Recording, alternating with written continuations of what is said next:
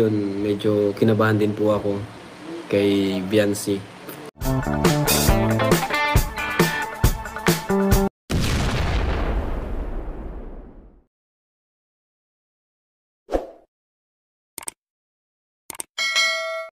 Good morning mga kalingap! Welcome back sa ating channel. Huwag nating kalimutang suportahan kung saan nagmula ang Kalingap, Bal Santos Matubang, Kalingap Rab, Ate Edna Vlog para marami pa silang matulungan. Mga kalingap, may bago naman palang balita kay Biancy. At ayon kay Kalingap Rab, siya ay kinabahan. Baka maulit ang nangyari dati na sumama sa wakwak ang isa niyang viral na sikat. Buti na lang, mabait si Biancy at nagmisid agad-agad kay Kalingap Rab. Pambihira talaga itong mga wakwak na ito. Paborito ang mga kalingap beneficiaries. Buti na lang may respeto si Biancy kay Kalingap Rab at hindi agad-agad sumama sa offer ng mga wakwak. May nakapagsabi lang sa atin, ito awareness lang naman po, kaya inopen ko na rin. Pwede na rin nating message sila, no? Kasi yun, may balak na naman daw pong mag-wakwak po. Kay Biancy naman po ngayon. Kay Biancy, nakaran kay Medit. So, ayun, nakakausap ko po si Biancy about po dyan.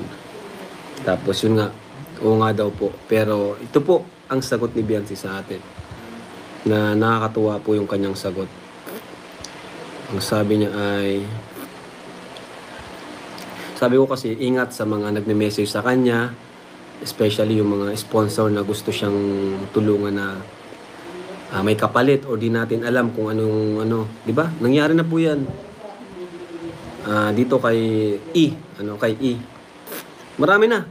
Kay E, kay Jimel, Lola Damiana, kay Ate Maylin, kay Medit muntik na, no?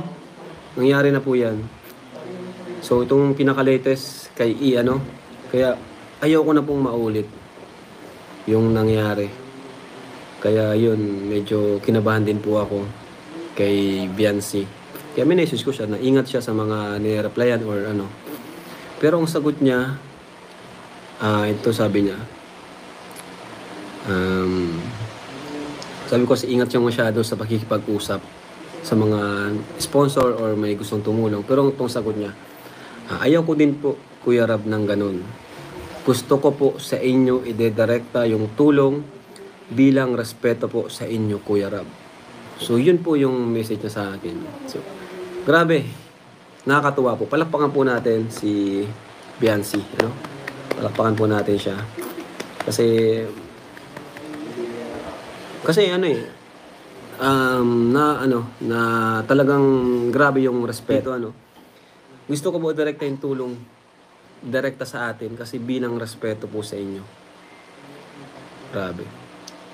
Nagbiro pa nga po ako dito. Ayan. Thank you, Biancy. Ang bait mo talaga. Bagay kayo ni Edo. Nagtawa lang siya. Haha.